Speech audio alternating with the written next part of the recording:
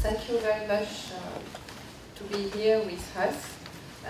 These thanks are for the participants of the roundtable and for the speakers, and also for all persons present in this room.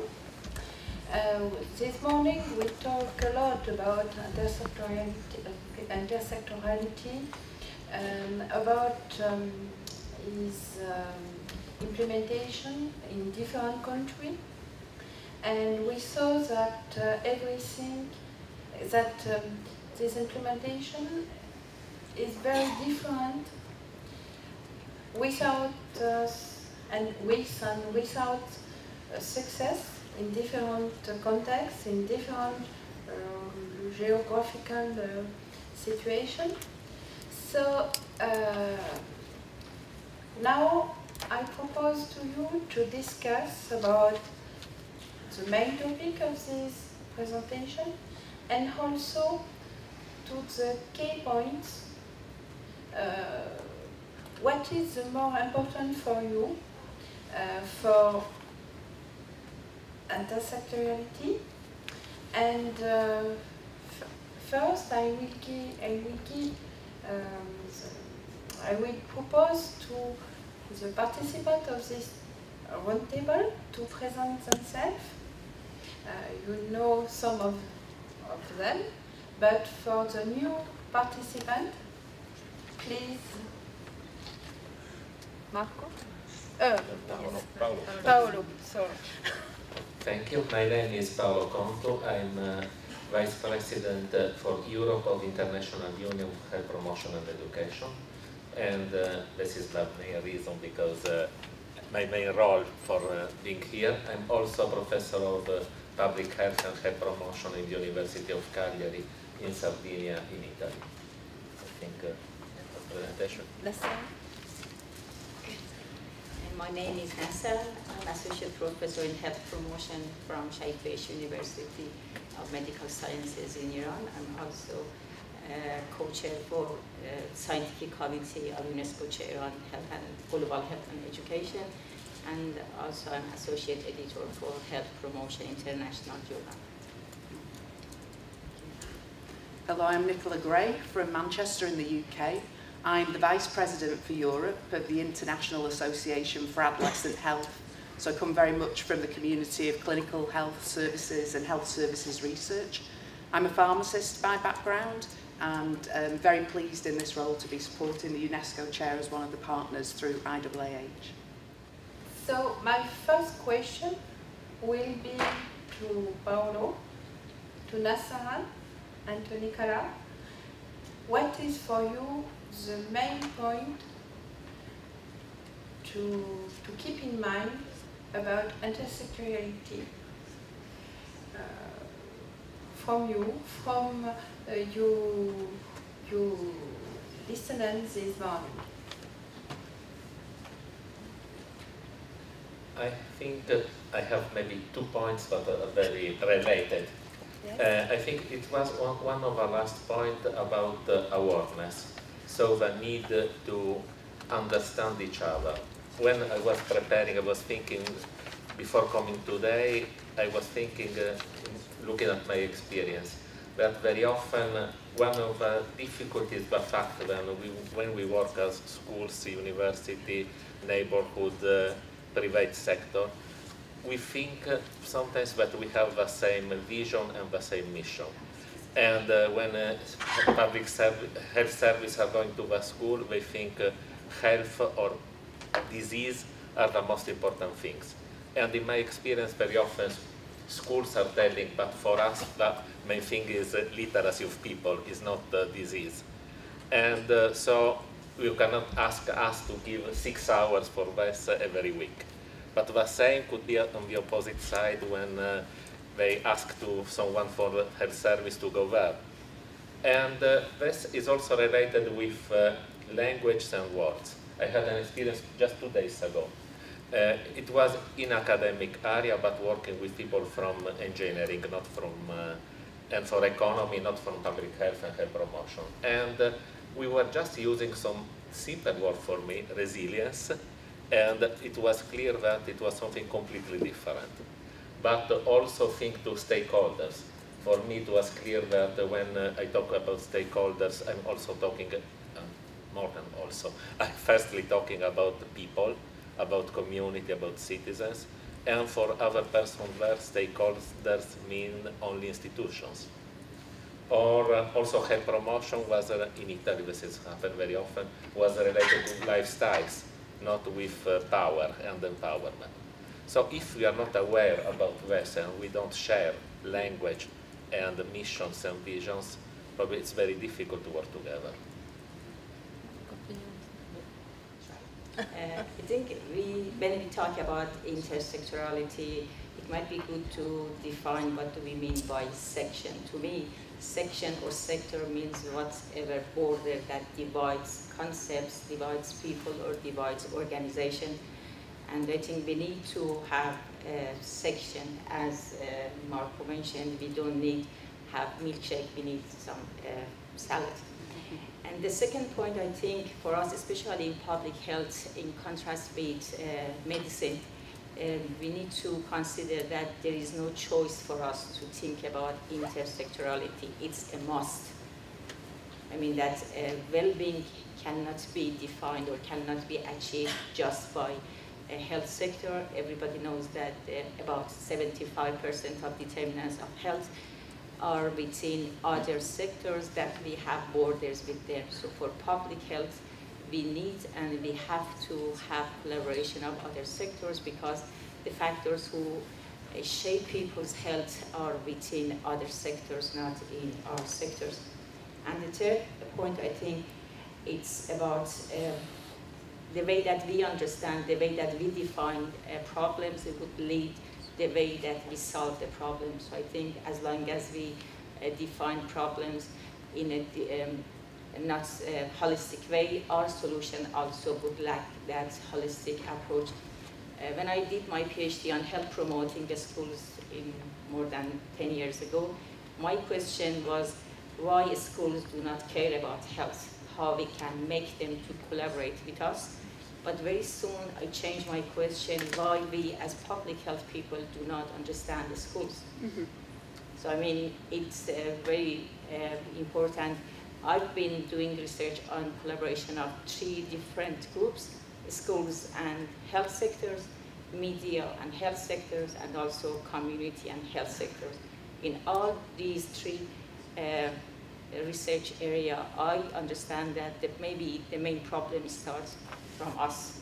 We do not understand the way that media works, so the way that we expect them to collaborate with us, it doesn't work. We do not understand how the education system works, so again, the way that we expect them to collaborate with us is not logic, and the same with communities. So I think maybe we need to start with understanding the other sectors, the way they work, and then suggest the way that they can collaborate with us. Thank you. Again, just a couple of reflections, because there's been so much, so many fantastic points that have come out of the presentations this morning. And it's a fantastic day to be having these conversations. You may be aware that today marks the 30th anniversary of the signing of the UN Convention on the Rights of the Child. And if you look at that, within the 54 articles that this convention has, one of them is specifically about health. There are many other things, through trafficking, through all the nightmares that we do not want children to have, but health is in context in that convention. There are so many other factors, and sometimes I think in health, and coming very much from a health services background, we have an exaggerated idea of how important health is within all the other abilities and skills and people, that we want to be working together for children. And one of the things that falls out of that is I've also been reflecting on the point that was made quite early on, that health professionals have trouble working with other health professionals, never mind going beyond health. And for me, a lot of this is very personal, and it's very human about why some of these things happen. And I have had some policy roles within pharmacy where I have watched different health professionals having turf wars with each other. But I think there are some very personal things that come to that. There is an issue around hierarchy. you know, that doctors always seem to be at the top. And then there are other health professionals who share a space, and whether this is real or imagined, this definitely happens. And I can just imagine that if we go out and you know, engage with other sectors, there may be issues of feeling of hierarchy, which then lead into a phase where you don't want to lose space, you don't want to feel embarrassed, you don't want to feel ashamed, so people may not then speak up because they're worried about what the powerful other in the room or beyond the room might say. Also, very much when we talk in healthcare, there is a fear of dispensability, that by doing certain things, you might actually make yourself not needed anymore. And I think that when we're speaking to each other, you know, that's why it's so important about the common agenda, rather than thinking about, you know, and thinking about how everybody is important to stop these kind of issues happening. And another thing that is has been mentioned to me fairly recently in the context of the UK health system is that a loyalty to your population should actually be higher than your loyalty to your organisation. And I think, again, this is something that we have to go beyond who we work for, who we represent, and think about what is the issue that we're focusing on, and how are we going to make some inroads into that. And I think that, you know, all of the things that have been going on this morning have been helping me to do that.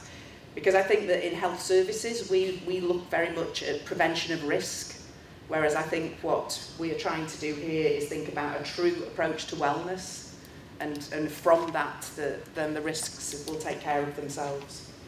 It was interesting last night, we were having a conversation, and you know, there are very eminent people here from public health and education, and I was talking to one of my, you know, from a country where I know there is a legendary adolescent health and medicine professional who has been working for 30 years in the space, and just happened to ask my colleague whether they knew this person, blank face, you know, and I was just sort of thinking one of the things that we have to do, all the people who are here, who have, you know, part of big organisations, is to connect between us as thought leaders, perhaps as influencers, a bit more effectively, and think about how we bring people together across the divide here so that we kind of set the tone for what happens out at national and local levels.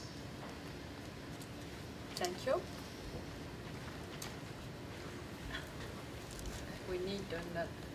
We need another microphone. So now I will ask Louise to give his point of view about intersectoriality.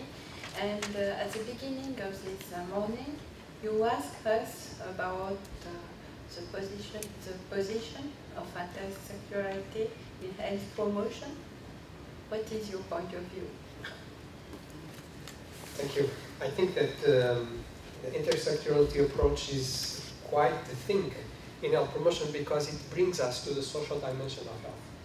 You know, as we are here expressing it, the physical dimension of health, it's there and stands as a kind of icon that very hardly we can question.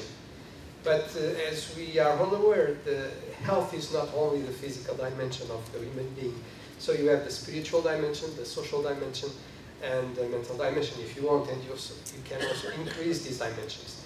So I think that by the intersectoral approach, we can increase awareness of the social dimension of health. And as Marco told us, the case he brings from Brazil, for instance, and many other cases that we can just focus, the social dimension of health is not there. And as you remember, the discussion that started in a certain way with the declaration of Sundsvall in Sweden. This declaration put 4 topics on the health promotion discussions. And one of these topics was the bringing the importance to the reflection of the social dimension of health. So I think that by discussing intersectoriality, we might address this hierarchical position of the social dimension of health, and in a certain way reduce this big, huge importance that we are giving to the physical dimension. So just look at the budgets in our countries. In my country, the budget for the physical dimension of health is 98%. Okay? So when you consider this, everything has been told. So either there is a change from top down, because now we're talking about top down, and we are really giving relevance for the different dimensions, or intersectorality might continue to be something between hospitals and health centers, or not much more than that. Thank you, Louise. And now I will ask Didier to give its point of view and to comment the position of the UNESCO chair in intersectoriality. I will do that because she's the boss, so of course I have to do that. But before, I really would like to know where you are, because we have a lot of interesting things. But what I don't know is what is for you the top priority for the development of genuine intersectorality. So what I suggest now is to just take 2 minutes silence, all of you and all of us. Think at one keyword. What is for you the key priority, the number one to contribute to the development of real intersectorality? Just to think a little bit of all the things we just learned this morning and see, okay, now in all these ideas, suggestions, what is the number one? And then after that, we go through very fast, just everybody gonna just one word. Okay, 2 minutes, all of us, including the speakers, the big stars here, one word, what is your priority number one?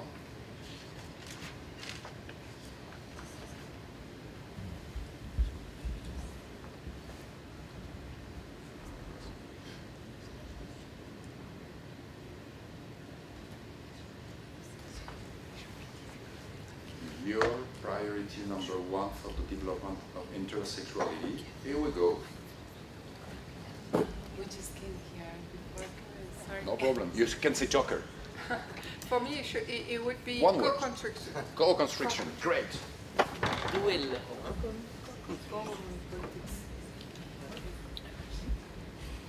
And community participation. So you can actually look at participation. Sharing beliefs. Say it again then. Political will. Representation. Equality. Top-down hierarchy. Shared development. Project definition. Not hierarchy. Communication. Trust. Humility. Education. Financial mind. Community connection. Connection. Participation of nice sector. Integrated healthcare. Empowerment. Communication. Breaking down silos. Intersectoral data. Understanding those sectors.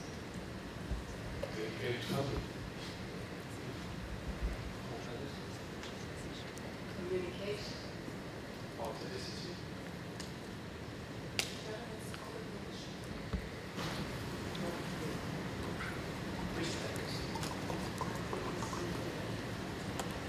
Systemic approach. Chair of ladies. Showing values. Trust. Okay, now I think that our dream team of speakers exactly know what our colleagues think. So now your word, and then after that, we're going to ask you to comment, and then after that, we're going to ask questions and answers. One word. Yes, one word. Identifying common ground. Shared agenda. Interactions. Boundary spanning issues. Awareness of difference. Democracy. Core values. Volunteer. Identify common grounds. Thanks a lot. Can you see the diversity, the incredible diversity of the words? Wow. Wow, fantastic. So now we're going to come back just for a few seconds to our speakers and then leave the floor to you for the questions. And of course, you can make remarks about all these different words. So we begin by the beginning. Louise, you listen to where our colleagues are. Yeah. Tell us for you, what do you think about what's said? What are perhaps the key words and the way in which you think we can move forward? Well, from a researcher's point of view, I would say, you know, there's part of what's the evidence in what's been said. I would say that it's coordination, and coordinating action needs communication, needs the right issue to come up. I personally think that, you know, intersectoral action is totally inefficient, and you do it when the other solutions have failed, and because it is not efficient. It's very costly in terms of social processes, in terms of coordination. That's a word we didn't hear, coordination. And we need to coordinate the action of many people and many sectors. So I would say more research is needed. Thank you so much. I think we have a lot of myth busters because they all of them, we invite them to talk about intersectorality and they say, oh, this is just a myth. Oh, no, it's not cost effective. No, it doesn't work. Hey, guy, are you sure you are the right people? Marco, what do you think? The story that Nick told about asking somebody about the legend of adolescent was me. She asked me, do you know this legend of adolescent? And no. And then she got very disappointed. and I think that disconnected, we are disconnected. Just to hit up the discussion, we don't know what to put in place of capitalism, but capitalism is a problem. It's a problem because put us in different market consumer. This conference is a consumer. It's a consumer process. Probably the European Conference of Social Science, the European Conference on Public Health, the European Conference on Architecture, the European Conference on Adolescence, the European on Urban Planning. There's a lot of European conferences discussing the same thing. But we are researchers, we have to publish in different journals.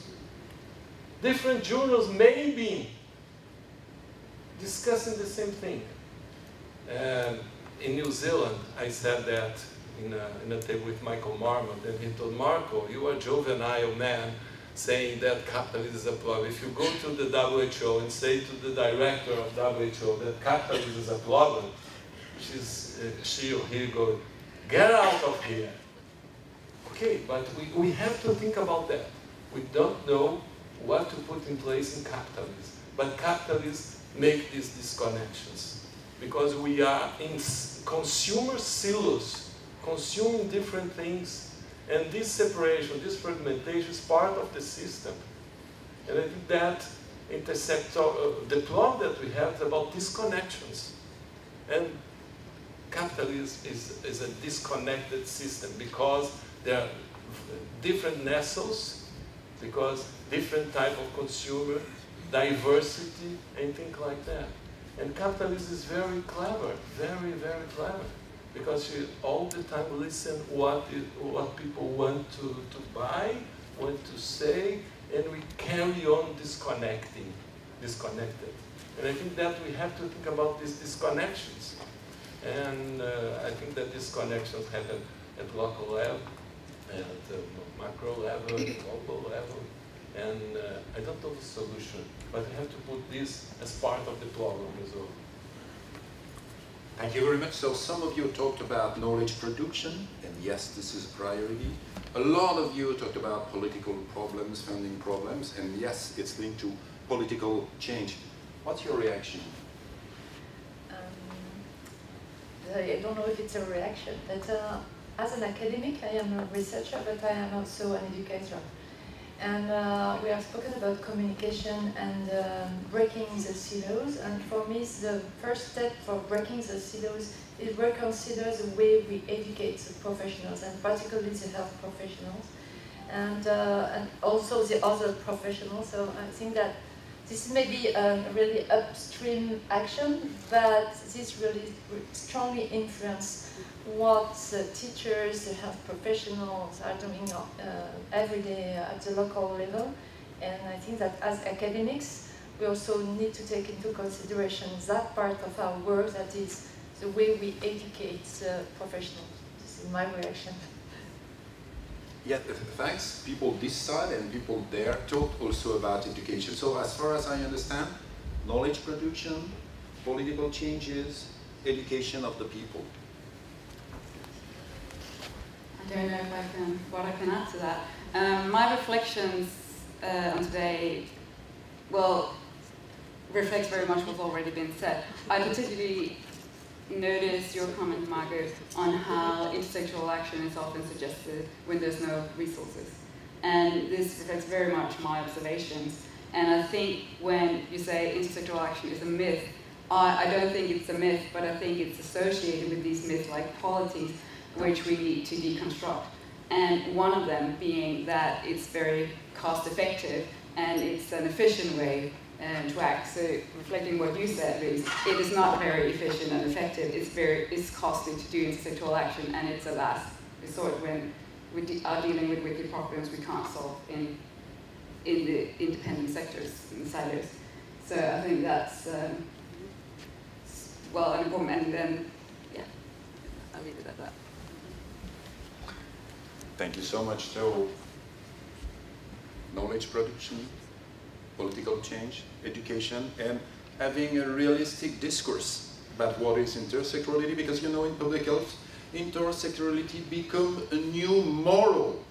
If you're not intersectoral, you're old-fashioned, you're a bastard.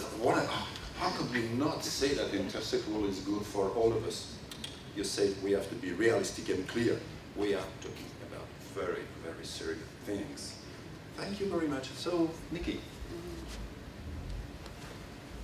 I'm just wondering about, thinking about the timescales over which true intersectoral action happens, and thinking about the workforce and workforce capacity and how many people change in that time, or how, you know, roles change, you know, governments change. I'm just trying to think how we, you know, how intersectoral action can be sustained if everything around it is changing.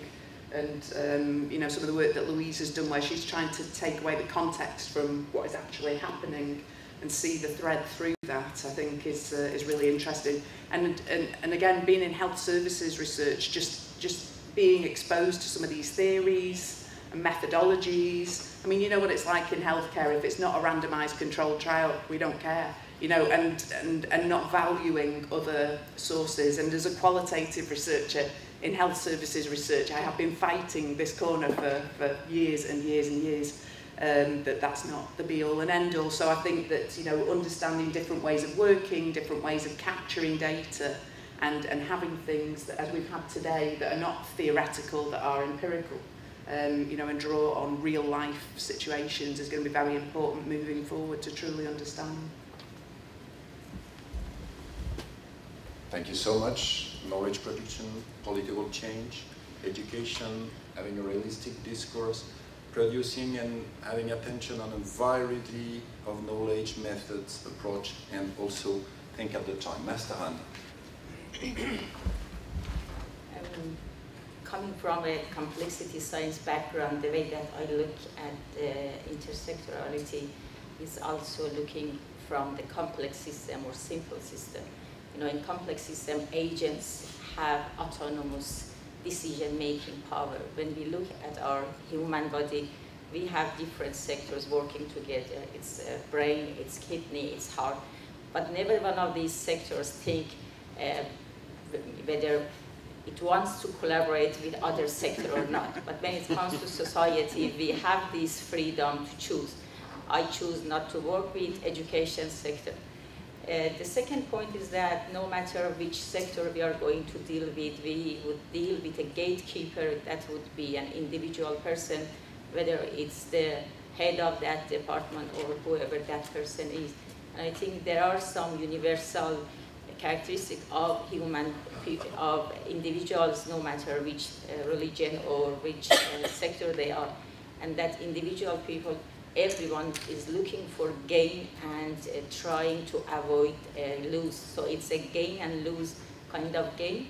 Yes, everyone might have different definition of gain and lose. For some person, might be money that can be defined as gain. For other organization, it might be acknowledgement. So as long as this intersectorality can have some kind of gain for each sector, they would look for that. Or if there is any lose that they can be prevented, they would prevent. So from that perspective, I think we need both voluntary intersectorality and also some kind of mandatory one, because we can choose not to collaborate. Industry can choose not to collaborate with health system with the cost of other people.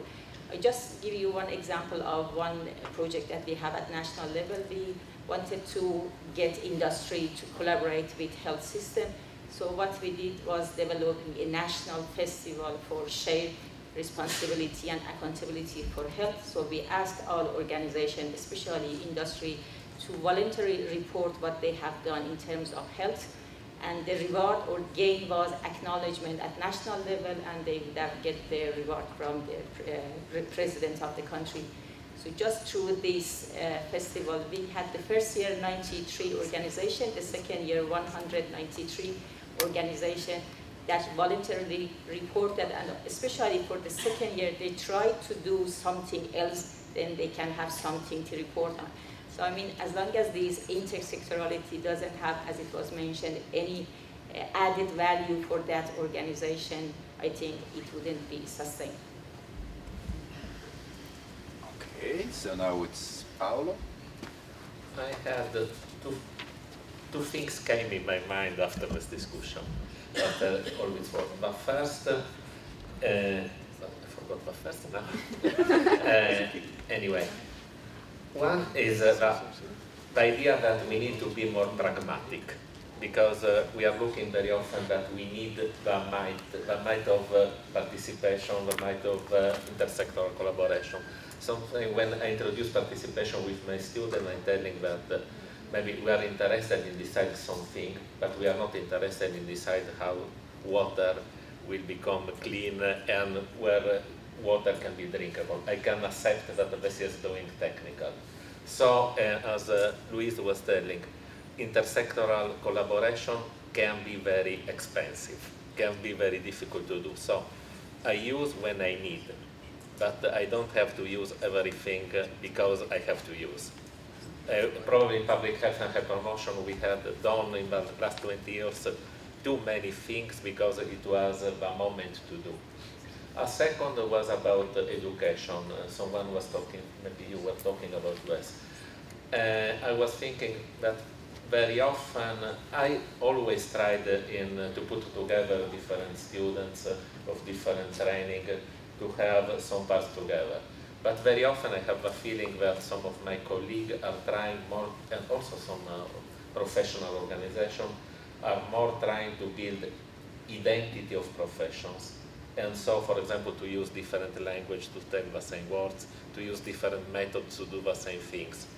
And so probably education can have a big role in making easier for people to understand the others. And probably this could be a basis to decide, I need to work with you because I know what you can do. Or I don't need because we are working better separately because we are doing two completely different things. Thank you very much, Paolo. Knowledge production, political change, education, and again education about the kind of professional identity, something like that. Realistic discourse, different kinds of knowledge. People have to find an interest, but it has to be voluntary and also mandatory. You, Louise? This is really thrilling to go over this kind of approach. And I want to plug my comments on what you just said about systems. You know, we don't need to talk very much about that, but we are in the hand of something.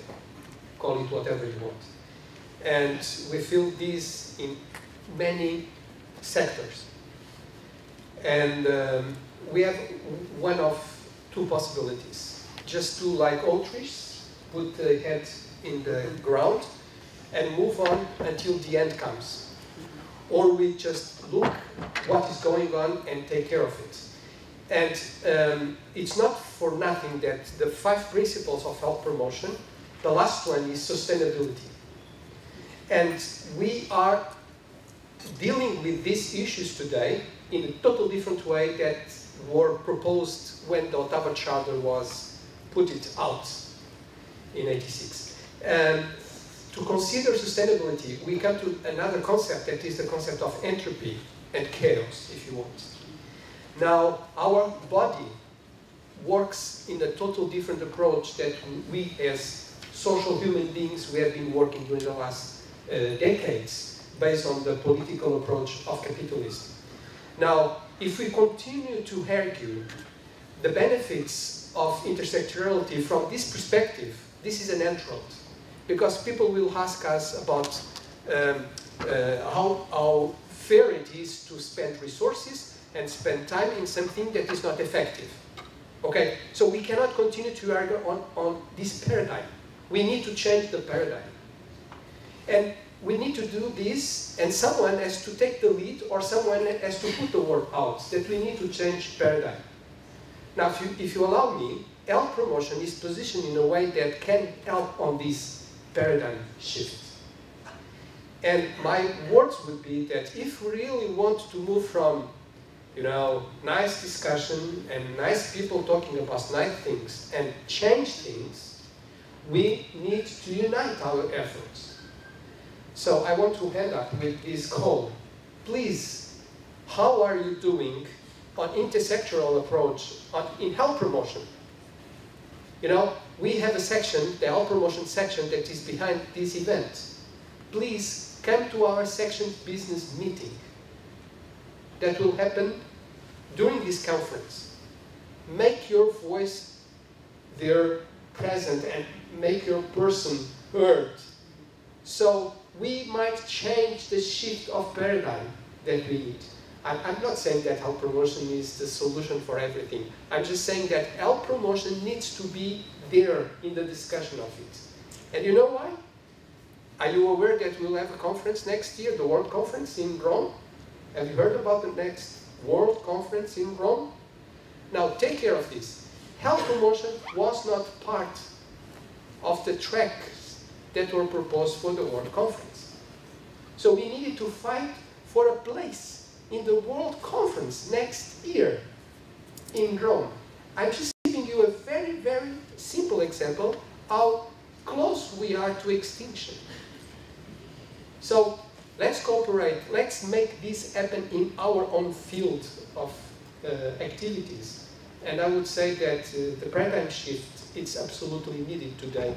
And to do that, we need to make a strong case for it. Thank you very much.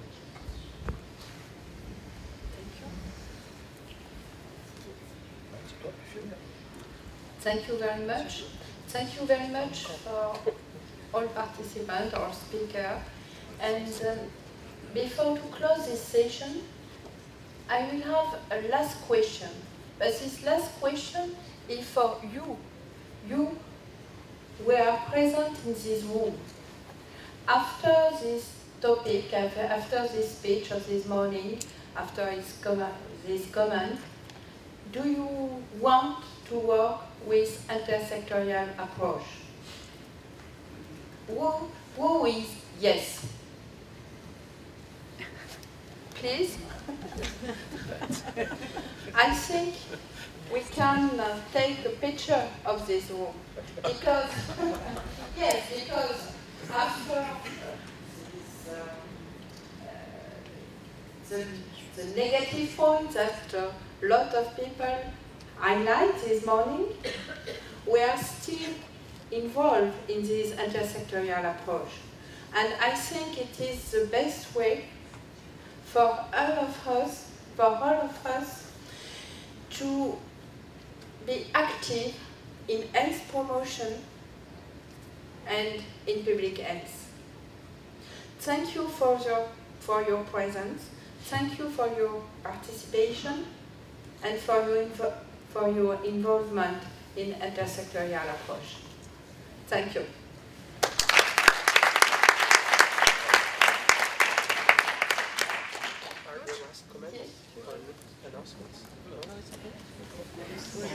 Just a last comment. We are being promoted by Sanofi, which is a pharmacy of the medicine. And this is complicated. And I'm just saying, this is conflict of interest. Let's say intersectoral health promotion is not an end in itself. It's a mean for something. It's a mean for something. What's our intention of doing intersectoral action? What's our intention of doing health promotion? It's not utilitarian, it's not rationalizing. It's about improving relationships. It's about improving encounters between people, between institutions, between countries. We have to improve relationships in our world. And I think that all we do, it's a mean for something. We have to explicitly say what for we're doing these things. I think that intention is not the meaning. And also in this conference, I was invited to participate in a food bad things, which is the food industry acting here in the European conference. And we have to think about that. Otherwise, we do things just for, I don't know. Okay. Announcements. Just before we move on, just remind you that you are very welcome for the lunch, okay? So we can continue sharing our ideas over there. And please remember to continue joining the Health Promotion section in the business meeting that will take place during this conference. Did you put that on your calendar? When is it? Sorry. So when is the business meeting of the Health Promotion section? Aha. Okay, nobody was planning to go there. Okay. Don't remember. So please, the business meeting will take place in a specific room at a specific time. That will be during lunchtime on the 21st. And please look at your program for the room, because if I say it now, you will just forget. I want to call you. Go to the app, search for the business meetings for the sections, the EUPHA sections, identify Health Promotion section, and let us come together again. It was very nice to be with you. See you tomorrow or during the weekend. Yeah, you have any questions?